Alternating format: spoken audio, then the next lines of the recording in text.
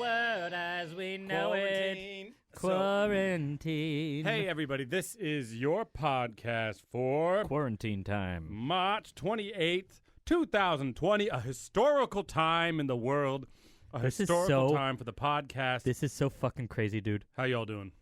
This is the craziest shit of all time. Yes. I don't think there's anybody.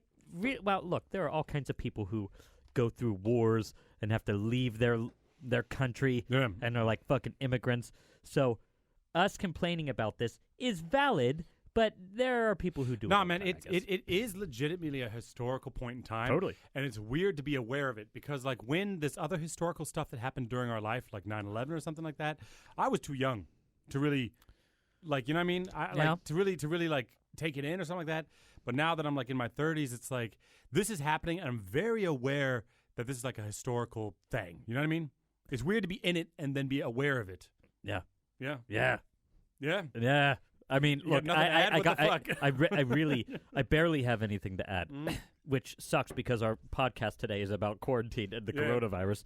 But, I mean, it's so overwhelming. Yeah. Every time I read something new about it, if there's like an immunologist or something like that that's talking about the virus, and it's just a never-ending parade of depression sometimes. Yeah, no, it is super depressing, and I say that it's like we're able to be like aware of this historical thing that we're like in at the moment, but at the same time, I can't process it right now. You know, because for those of you listening, I'm sure a lot of you guys are musicians. I'm sure you guys got your worlds fucking rocked. Mike and I did too. You better fucking believe it. And that's the stuff that I can't fucking process right now. You know what I mean? Yeah. Like how quickly I was doing my normal shit, like singing at the theater, Normal voice shit. lessons. Mike and I had a show the day that they canceled like 10 hours before our show. And it was just like, that show's canceled. No, wait, the next 2 weeks. No, the next, like, no, forever. Like it's like in a few days, I went from like having my voice students and having my shows and my fucking life in order to like, no, none of that exists anymore. At my theater in Darmstadt, it first was canceled until April 19th, and then it was just days later where they're like, fuck that, the 30th of May. Yeah. And I'm sure they'll get pushed out too. I severely doubt that we'll make it to the end of this season. I severely doubt it. And we can sympathize with a lot of you that I'm sure are going through the same situation, but I'm sure it's like the not knowing what's going to happen, but then also the how fast everything fucking changed, you know?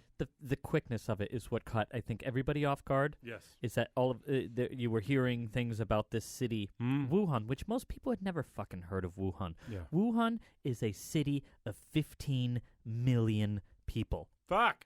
It's 15 million people. Yeah. I always thought it was like a small city. I don't No, know why. mega cities in China are fucking normal, dude.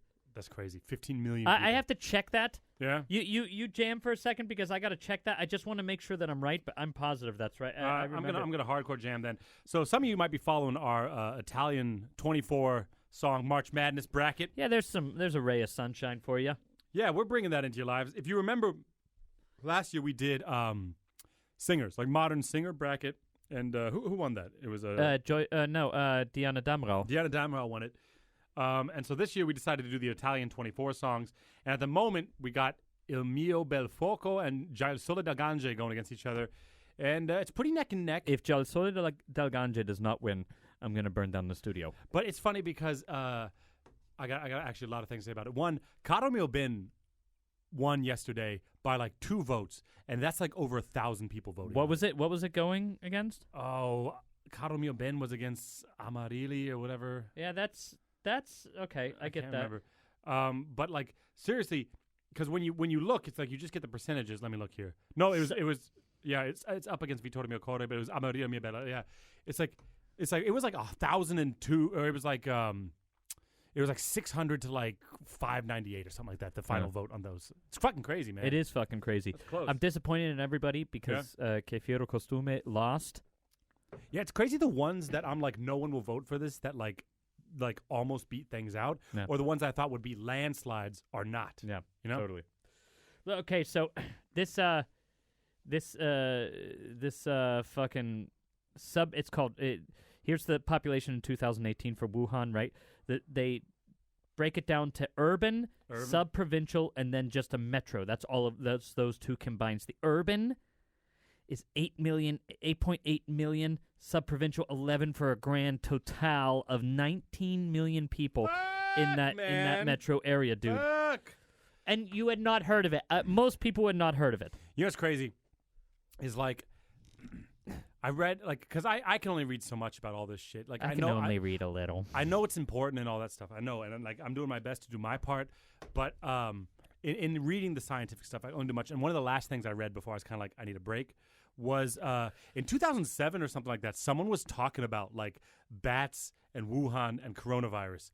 Like back then, they were like, "This stuff's gonna like fucking happen someday." Oh yeah. And people won't fucking listen to you until it does. And then you're like, "You fucking see?" Yeah, and it's like, absolutely. My hope and everyone's hope is that after this is over, it would lead to some changes that would prevent something like that. But then you don't know human beings. You've never met another human being if you think that's what's going to happen. Look, people go back to the same fucking shit they did before. No, look, there's a guy.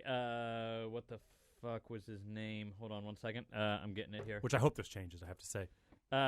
Yeah, Michael Osterholm, right? Yeah. Mm-hmm. Is like a fucking immunologist. He wrote this book.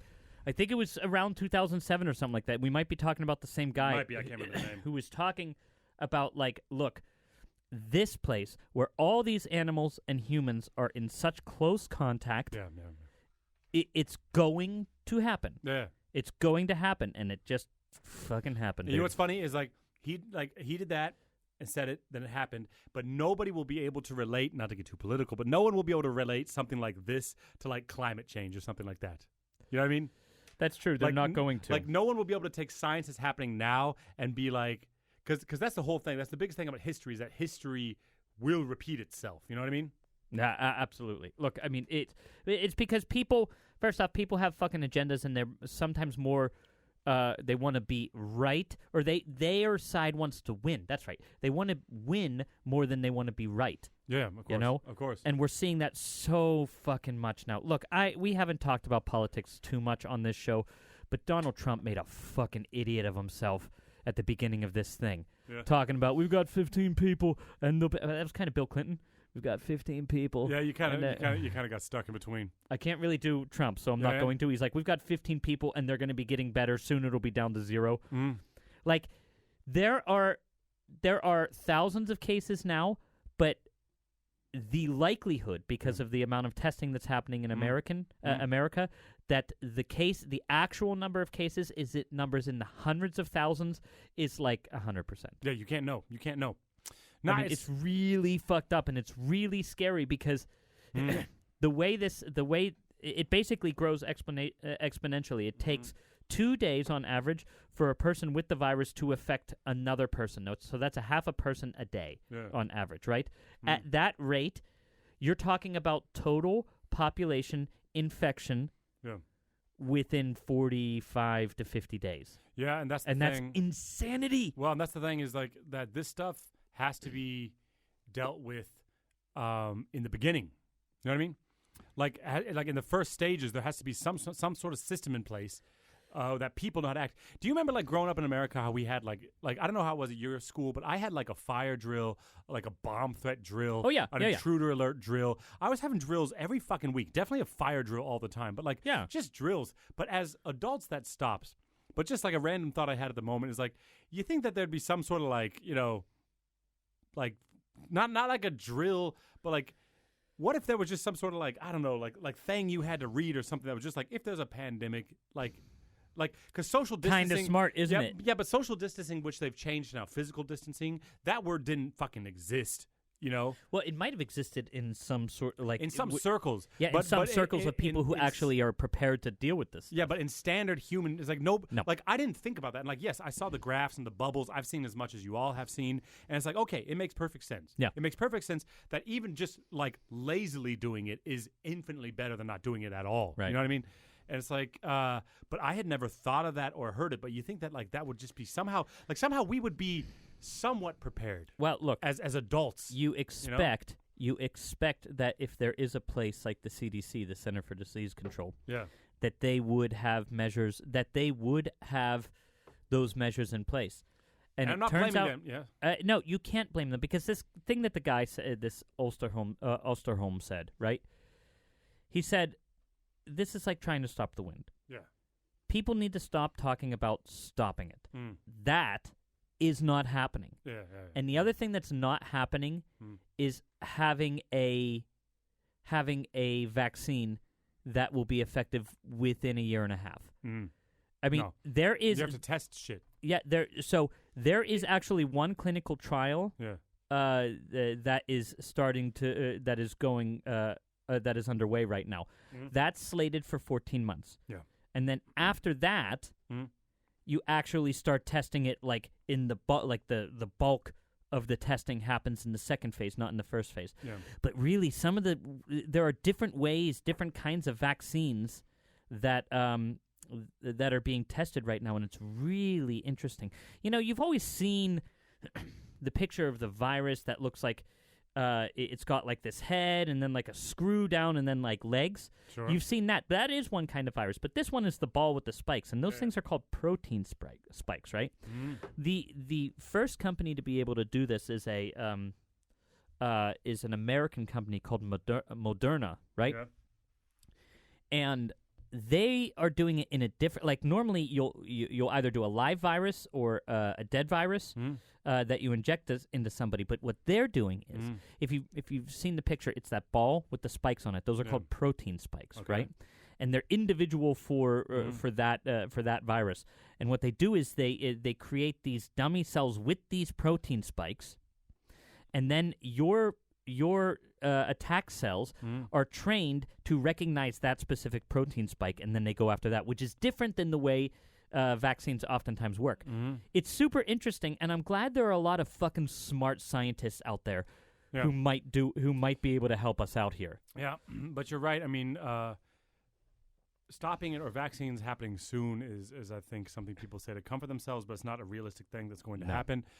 It's more about, I think, and I think a lot of people understand it's more about trying to keep the hospitals not flooded, you know, not keeping too many people in the hospitals, keeping hospital beds available, which is more about doing this like physical distancing stuff they're talking about. And the thing that drives me crazy, sorry, did you... I was going to bring it back to music, but if you got some more science stuff, no. It's just that a frustrating thing is that why aren't there? Why didn't we have stockpiles of masks? Why weren't there stockpiles of masks on reserve for such a thing? Yeah.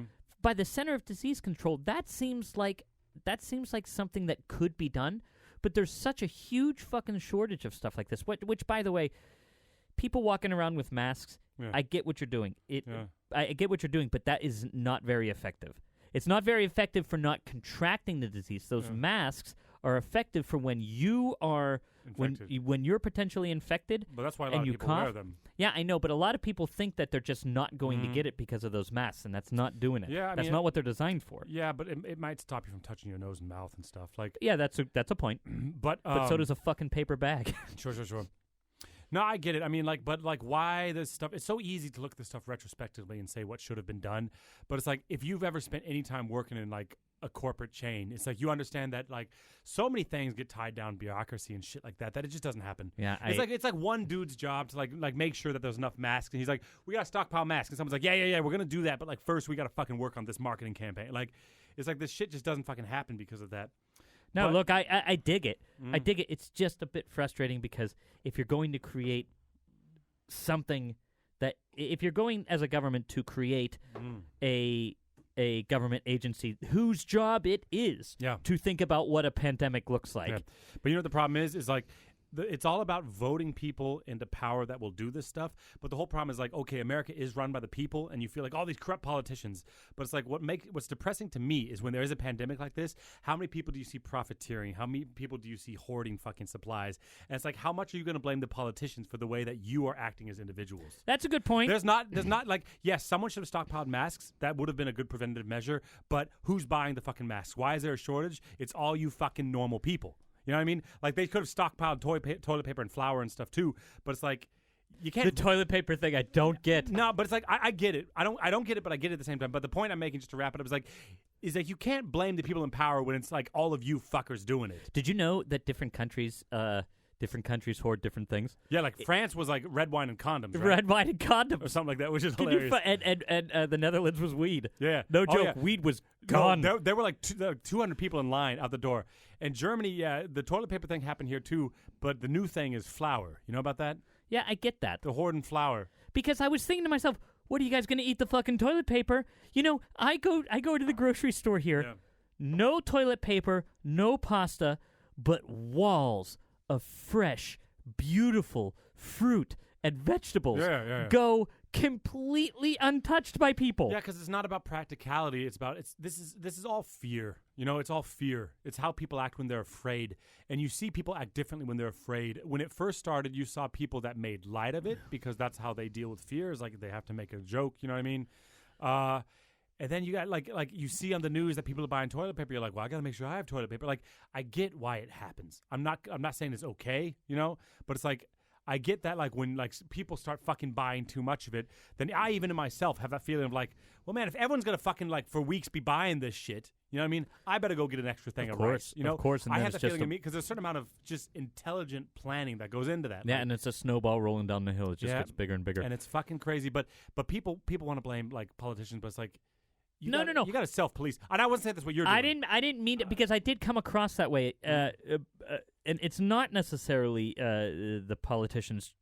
It's not only the politicians' fault. Mhm. It really isn't. There were some serious missteps made in many countries as to how they handled it. Yeah, but yeah. but there's a lot of it that's just like, hey, look, humans are just a little arrogant.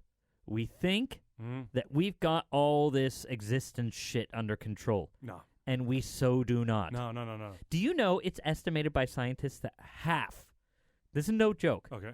half the people that have ever died Yeah. have died from malaria? Half. Like in the existence of mankind. In the existence of mankind. Malaria. I'm not joking, dude. Mosquitoes and shit. It's Okay. fucking crazy. Yeah. It's fucking crazy. And it's not just one, it's not just two. There's a constant war going on Yeah. between us and bacteria and viruses and shit that just wants to it's fucking kill you. It's the balance of life, man. It's the balance of life. It's fucking nuts, though, you know. And I don't know if you've been in the city lately, but I had to go out and get some stuff, and it's just fucking dead. Fucking ghost town out there, man. I get it. Germany's actually doing it. They're actually doing the physical distance shit, the quarantine shit. Did you watch Merkel's I address? saw like a summary of it. I mean, I like that. I like her. Yeah. I like her. I mean, she just, like, when she talks, you just have confidence. You're talking about Angela Merkel, the Chancellor of Germany. Yeah. Of Germany, for you guys who don't know. Oh. But it's, I mean, she's like, look, you got to take this seriously. And she said, this is the biggest crisis Germany has faced since the end of the Second World War. It's fucking crazy. It's fucking crazy. And it's probably true. And people focus on death rate and stuff like that, but it's like that doesn't even matter. Just the fact of how many places have closed, the economic ramifications of this. You know what I mean? And like if we take the conversation now to artists, you know, if you want to talk about that a little bit. Yeah, go for it. Like for those of you who don't know, it's like a lot of artists lost their contracts because in contracts there's this like force majeure stuff, which is basically just an act of God. You know what I mean? Like which I understand both sides of it, but if some catastrophic event that is unpredictable occurs, the theater or whoever can release you from your contract. Just be like, you're fucking out. You know what I mean? How, in what way is that a contract? But then again, I get it because, look, so you hope that there would be some protection of that, but theaters, I mean, they don't make a terrible amount of profit if they make profit at all, which means that they need those butts in the seats, which means that how are you going to get your money? Yeah, no, I get it. But what I'm more of thinking of is like, if we as artists want to talk about like, how can we, because you got to understand, like we actually mentioned on the last podcast or one in the past, we talked about these challenges people do, and we said like, don't just like tag onto some challenge. Like if you have some way in your life you can spread the arts, then use your platform. You know what I mean? Like whatever you got, you know what I mean? And with this whole thing, it's like we got to figure out how to take care of ourselves because normal society is not going to give a fuck about artists. And I get how that dichotomy's fucked up because every person's surviving the quarantine shit they're doing by consuming art. That's right. It's all music and Netflix and movies and video games and whatever the fuck. Your art keeps you sane, and people need it. They would fucking go insane without it. Could you imagine sitting in your apartment with no music, no Netflix, no movies, no video games, nothing, no board games? You would fucking lose your shit. And so people somehow know the value of art, but at the same time, they're not going to fucking help make sure that you are okay after this is all over. Yeah, and the sad thing about, or not the sad thing, just one of the natural things about what we do is since we're live performers, we heavily rely on congregating masses to consume the art. Sure.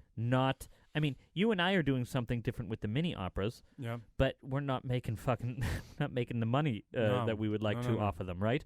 So, it's you're just faced with this thing where, all right, the very social function that needs to happen in order for me to be profitable with the craft that I have honed is forbidden. Yes. People may not congregate. Okay. It's so sudden. Shit. So sudden. Well, and I would love, and I have seen on Facebook, and I have seen going around these like artist relief funds, you know? Yeah. I've seen what are they called?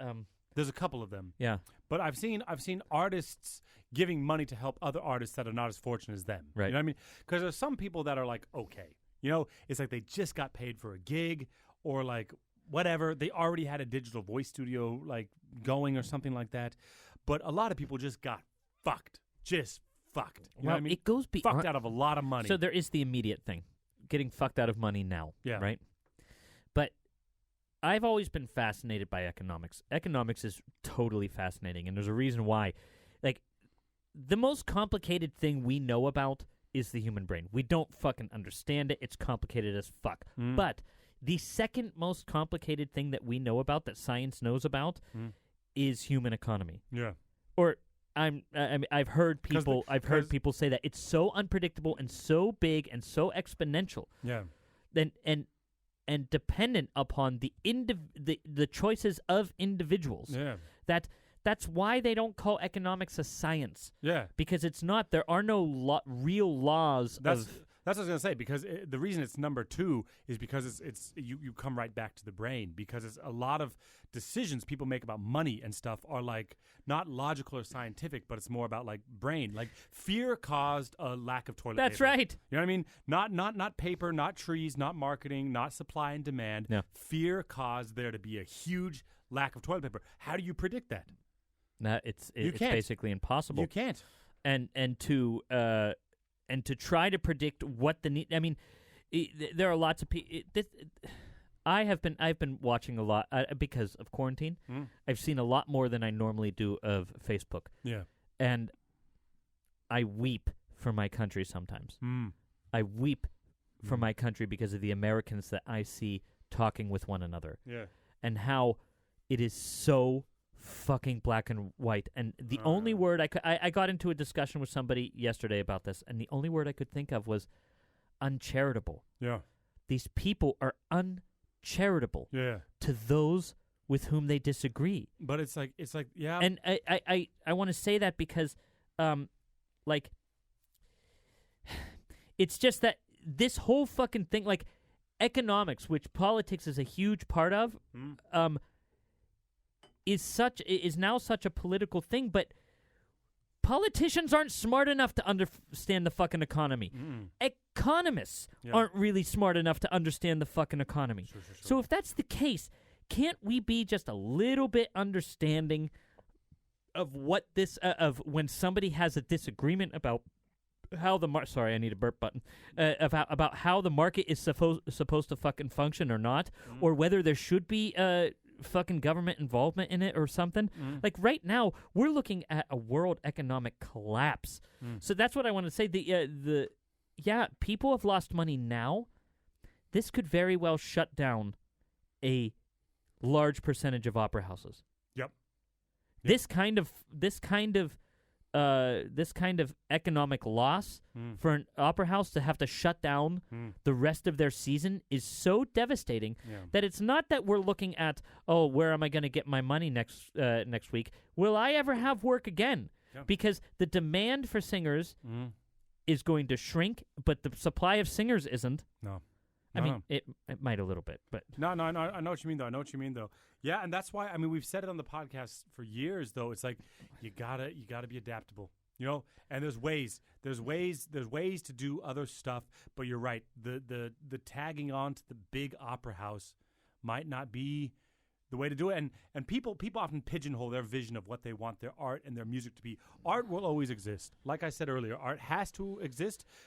A normal fucking person that is staying home and self-quarantining is consuming art 95% of their fucking day. Yeah, it seems it seems to be just like a natural function of humans whenever they have some free time. It keeps society sane. People would fucking lose their minds without it. You know what I mean? And it's like, okay, technology, thank God I have my cell phone. What are you looking at on your cell phone? Yeah. You know what I mean? You're looking at Reddit, you're looking at fucking like memes and shit. You're looking at art. You're not like looking at numbers and math. You know what I mean? Right. You're looking at fucking art. The human mind needs it. It craves it.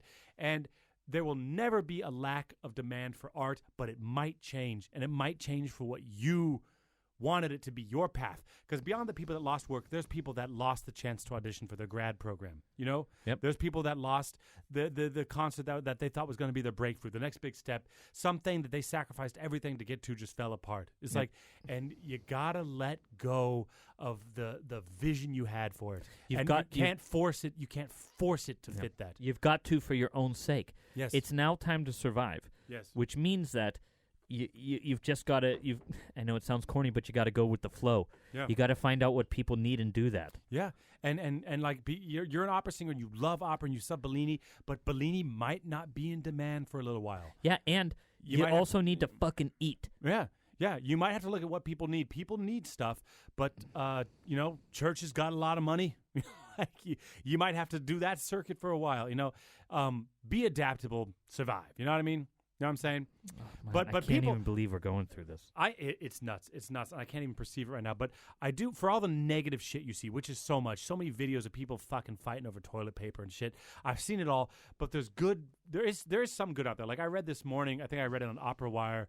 Atlanta Opera's costume department is making supplies for the hospitals. Good. They're coming to work every day, and they're making, I think, masks and scrubs and shit for the hospital workers.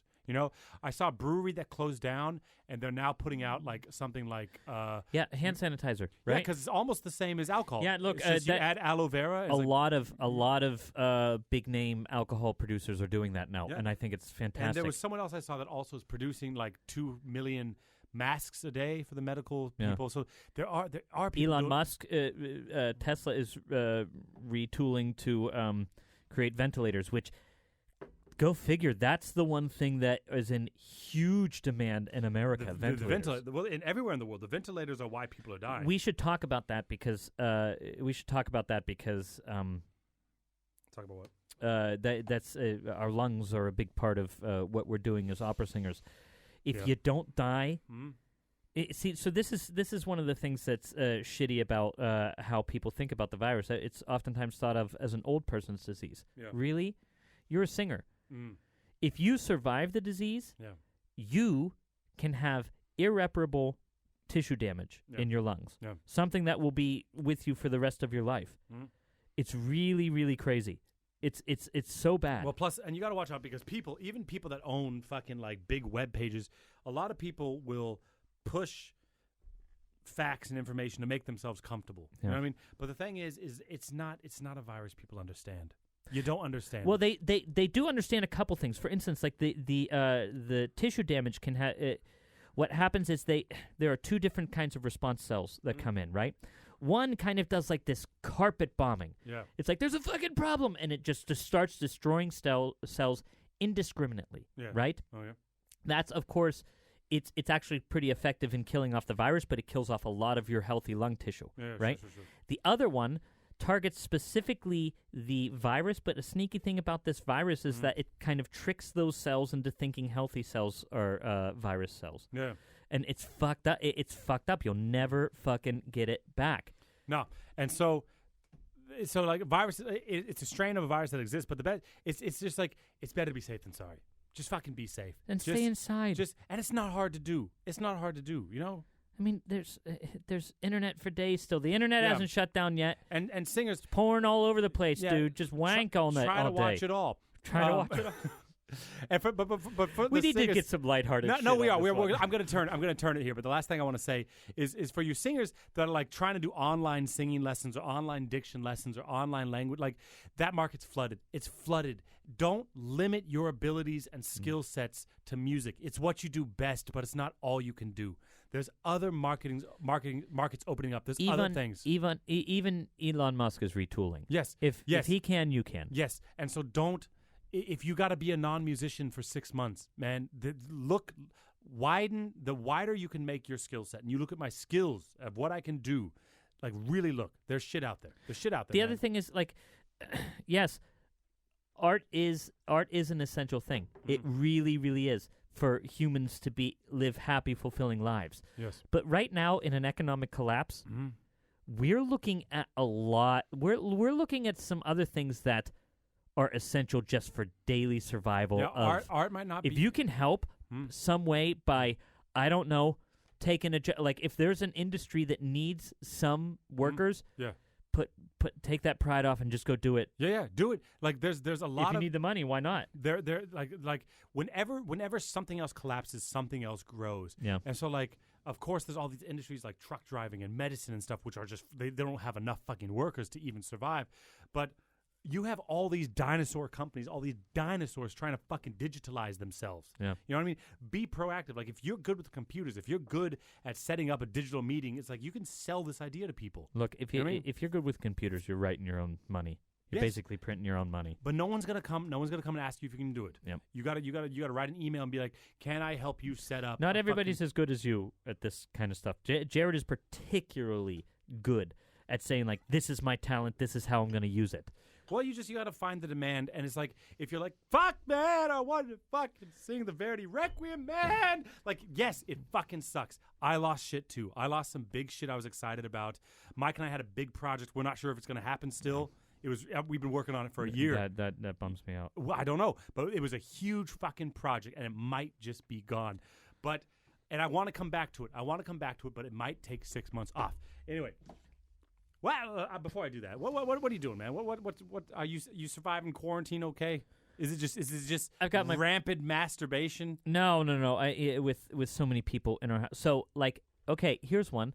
Our au pair, who was our 2-time au pair. We had her back after she left the first time, and then the second time she left, she went to another family, a singer family, by the way, another singer family. Okay, that family survived mainly on guesting, and they had to basically say, we can't anymore. Immediately.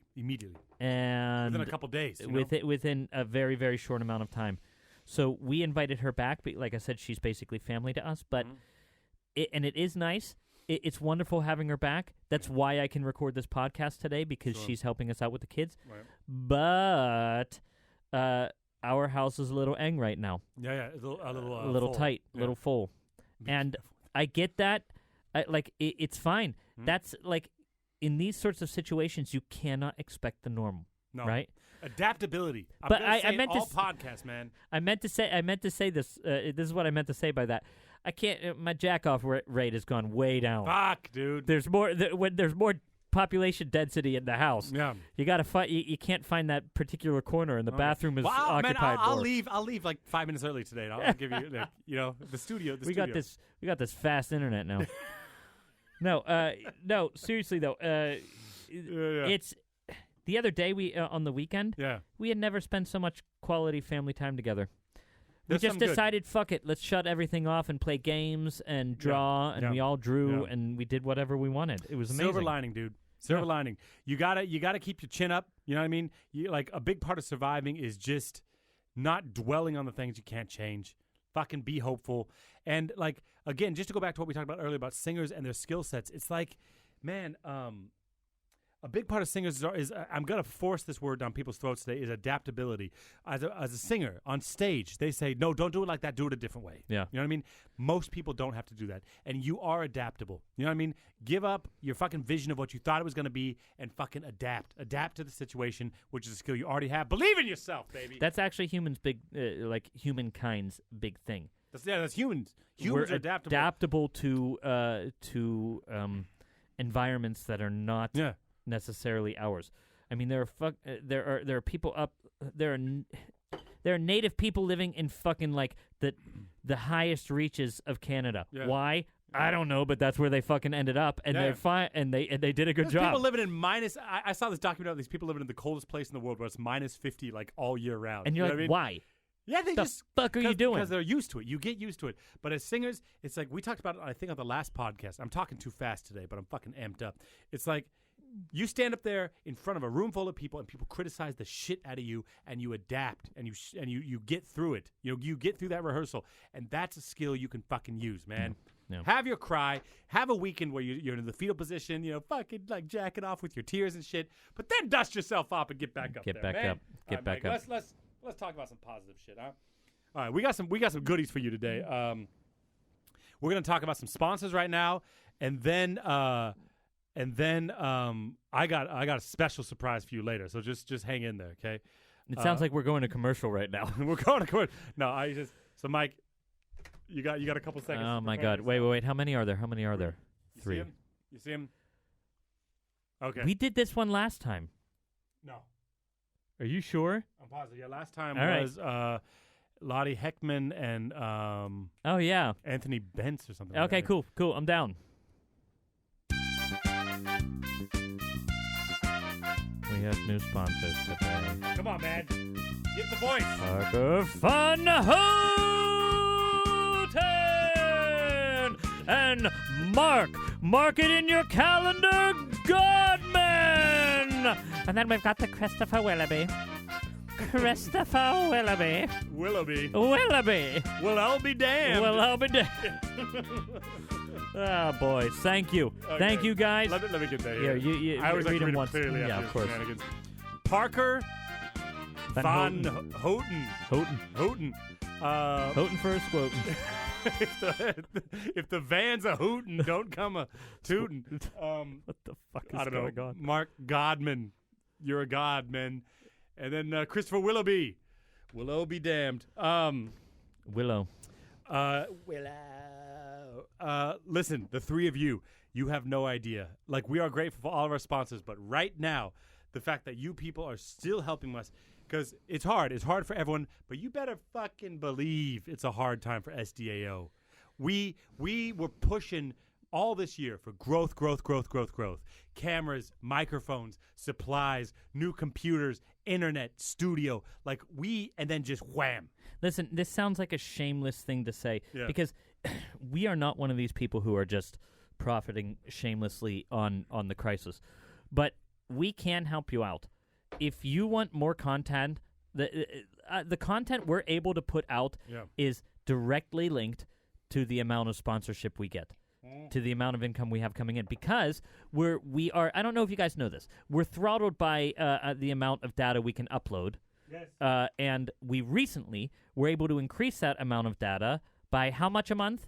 By 2 podcasts a month. By 2 podcasts a month, because we were able to do that financially. Finally, these guys are getting us closer to being able to do more. I'll tell you what, guys. I mean, Jared's working a lot during this time, but my theaters where I'm fest is closed down. I'll come in here and just rant, wax poetic for you guys.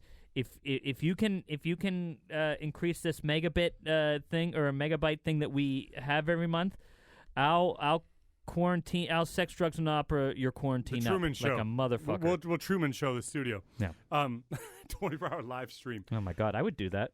But we have to have a dark corner where you can go to be alone. Why?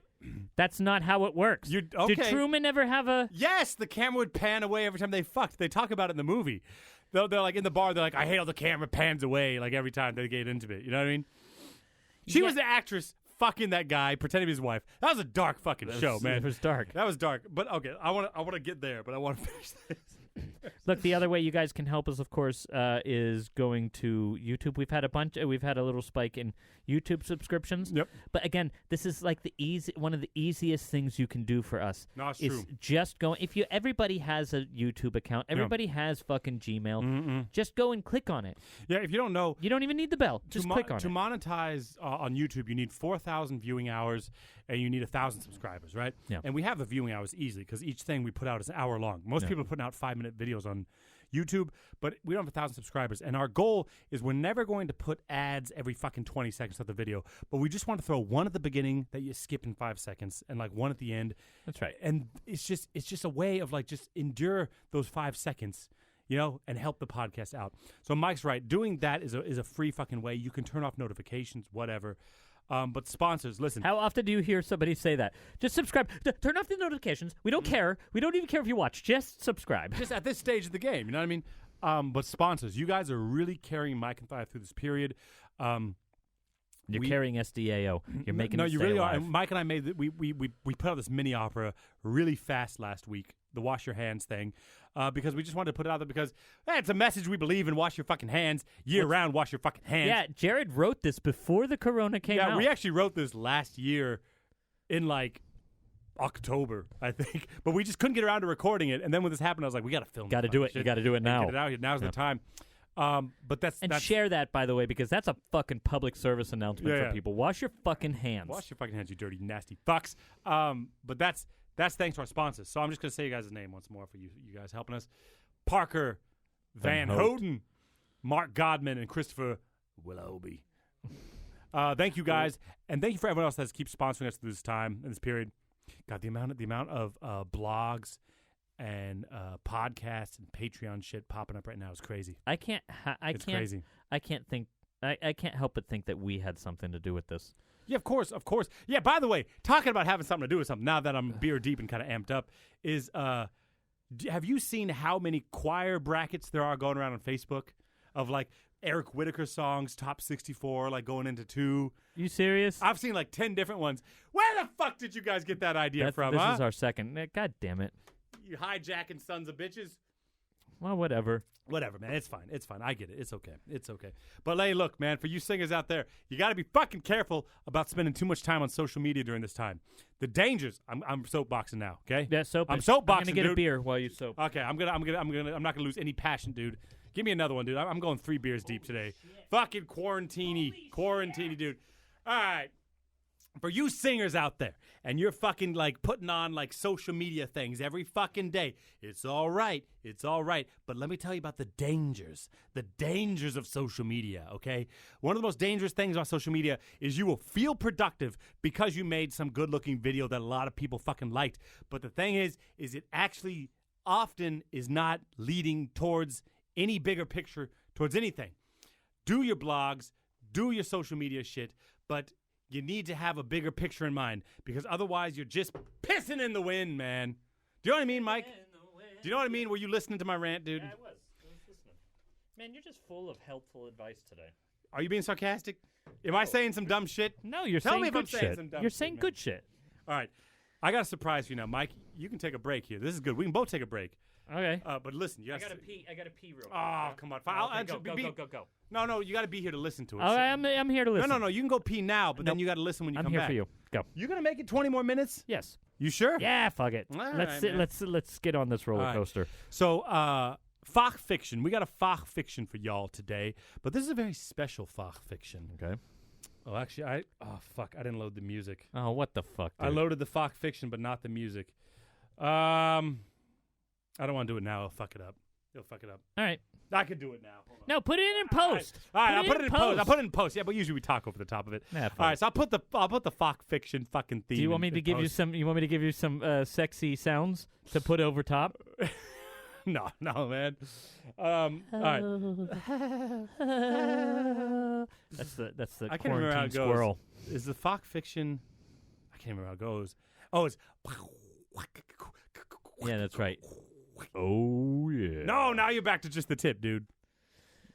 Oh, I guess so. But that also is a little, what's it called? Yeah, sexy. It's also sexy. You got them both. Anyway, we got a very special Fach Fiction plan for y'all today. So this is way before Corona, okay? So don't get on my nuts.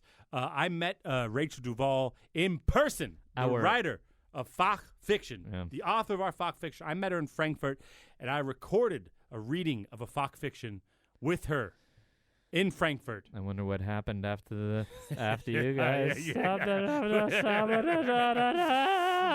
The Fach Fiction was more of a dictation, you know what I mean, than a fucking... All right, anyway, so, Mike, this is about 8 minutes long, so just sip your beer. Mike and I are going to talk over the top of this. We're going to have a listen, and we're going to join in. We're not going to talk over the top of it. No, you can't have 4 fucking voices and 2 Jareds. It's just fucking confusing as shit. So just sit back, enjoy yourselves, and Mike and I are going to check back in with you at the other side of this very special Fach Fiction.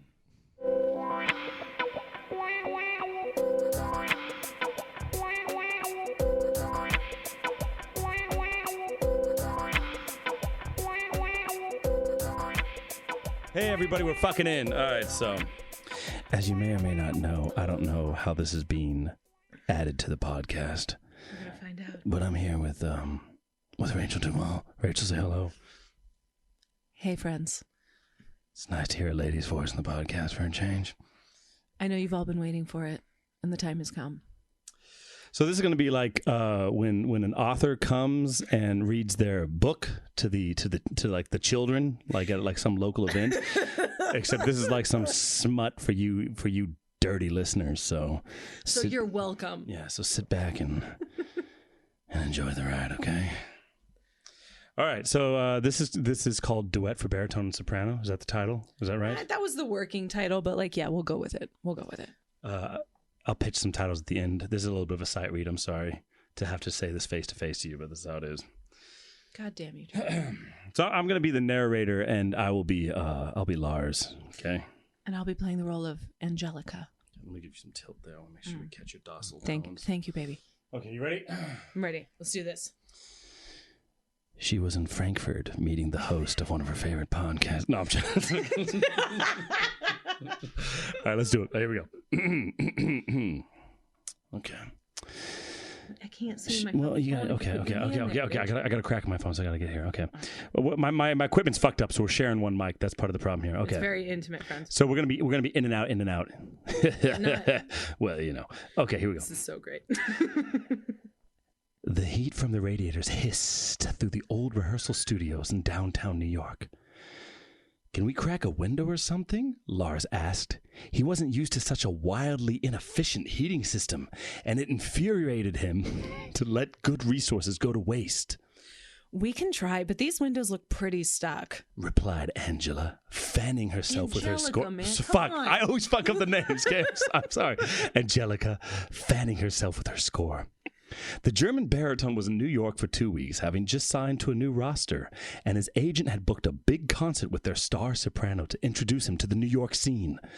The two were enjoying one. We've had a few drinks. I'm sorry, everybody. The two were enjoying one another immensely, and the blend in their voices was unreal. The sensual round tones of his baritone cushioning the strength of her full lyric soprano. Get it, baby. It is worth trying. I'm roasting in here. Lars took off his sweater and was wearing only a thin white undershirt. His muscular arms flexed as he strained to open the window, painted shut over decades. Oh my God, don't hurt yourself. Angela laughed. Angelica. Fuck!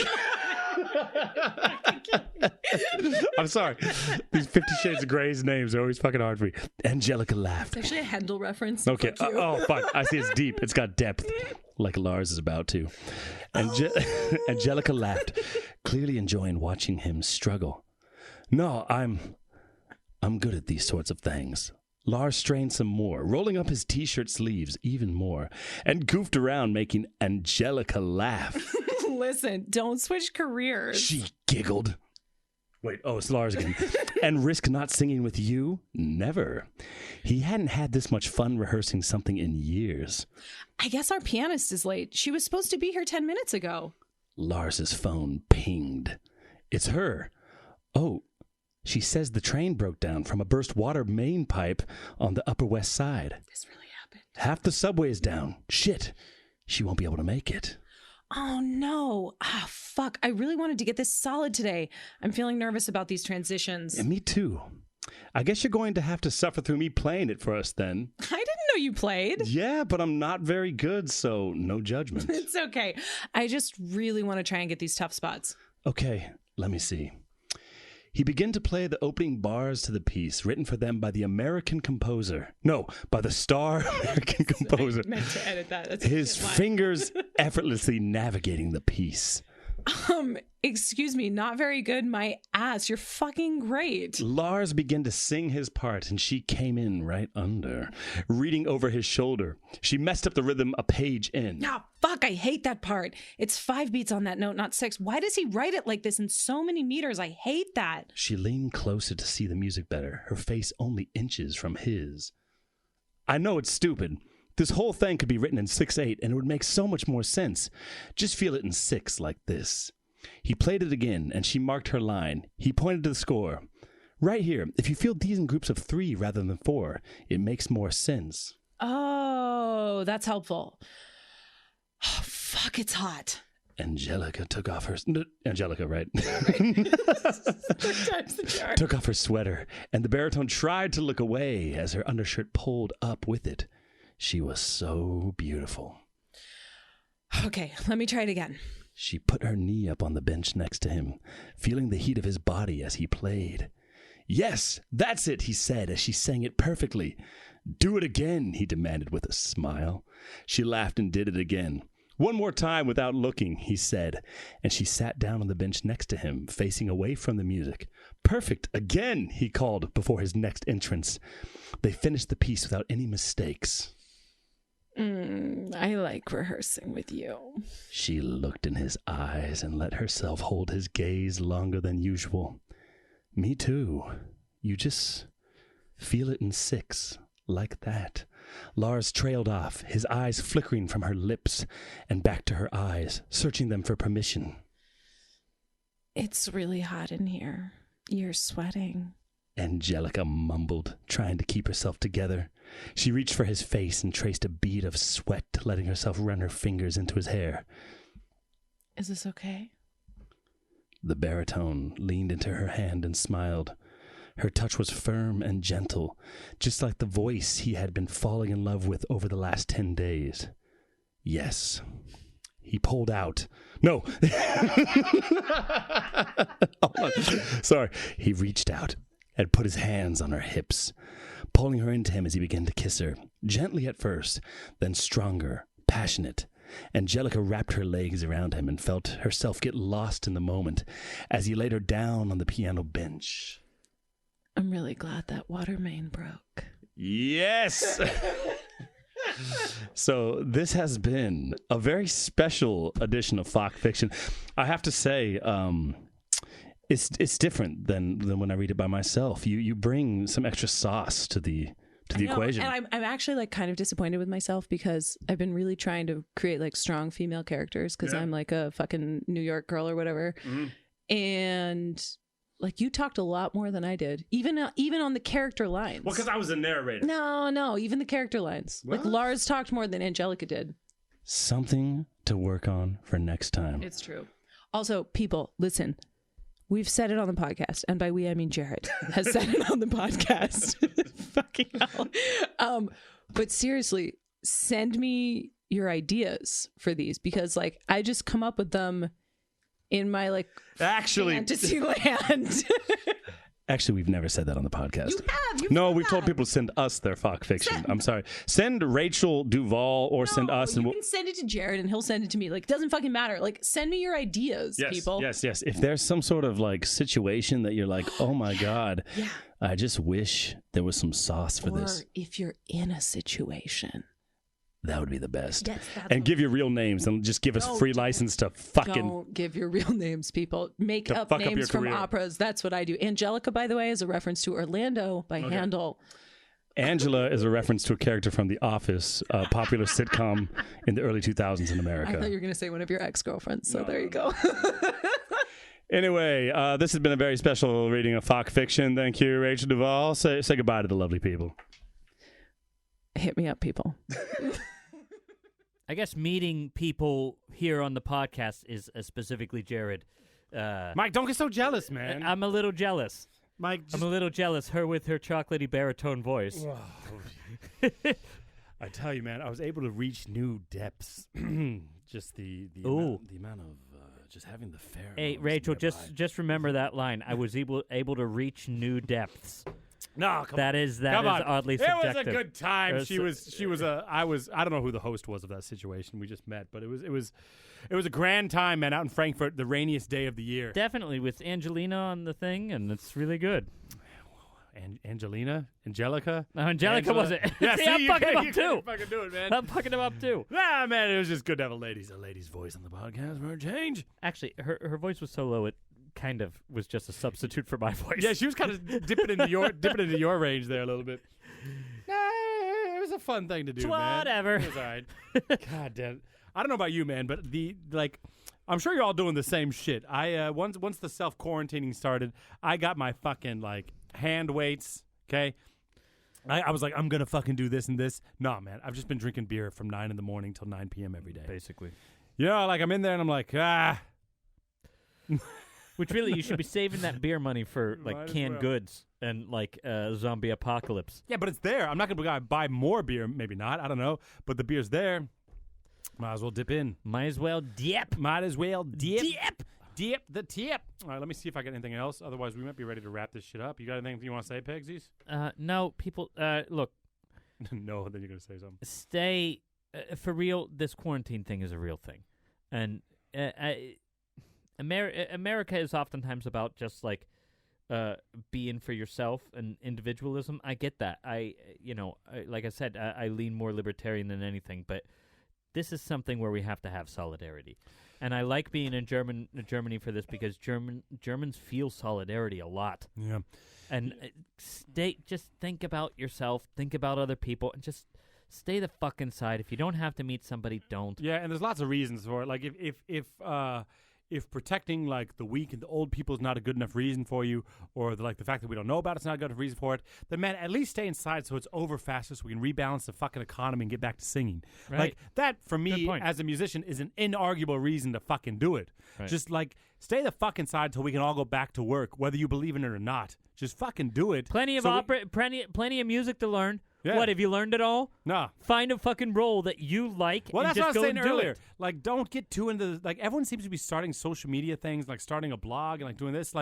Unless you've already been doing that, is that really the best way to spend this time that you've been given? That you've been I mean, I don't know, man. There's lots of music to learn. There's lots of other ways of skills you could develop, You're allowed to shame anybody that after we come back out of this and start rehearsals again that doesn't know their music perfectly. Oh, yeah. You're allowed to shame. You have a free license. You have a license from Sex, Drugs, and Opera. An SDAO license to fucking shame the shit out of them. Yeah, they've we're had talking nothing but time. You ring the bell, you that really do it. Shame. Bing, bing. Yeah. Properly shame them on the way into rehearsal. Because seriously. I got a show in September. I'm learning the music now. Why the fuck not? Why not? Why not, man? All right, everybody. And by the way, just to touch on something, just to not really touch, okay, because it's fucking physical distancing here, but just to metaphorically touch on something that Mike said earlier. Yeah, the thing is Mike and I we talked about releasing a shit ton of podcasts right now, so you guys can listen to it. But the problem is that on Libsyn, where we host our podcast, which is one of the best podcasting platforms, you're limited by how much you can upload every month. So we're actually not able to upload unlimited fucking podcasts, but each time we get a sponsor, and you sponsors that are staying with us through this hard crisis, it is possible that we can do more and more. So I want to give a special thanks once more, Mike, to our sponsors. Absolutely. And if you guys, how many would we need to even upgrade to the next level where we could add 2 more podcasts per month? How many more sponsees? Yeah. Oh, at least 3 or 4, I think. Guys, 3 or 4, and we might be able to go weekly throughout this thing. We might be able to distract you from learning that music. Yeah, man. We might be able to get you to be shamed after this is all done because you've listened to Sex, Drugs, and Opera instead of learning your fucking music. 3 or 4 more people. Yeah. And then we'll be able to do that. But for those of you that are sponsoring us, or for the new sponsors that we announced today, please go into our secret sponsor section and enjoy the backlog of content we have from the last 3 years. Huge backlog. That we're also fill your time up. Anyway, we'll see you guys in 2 weeks. Take care of yourselves. Stay healthy. Stay inside.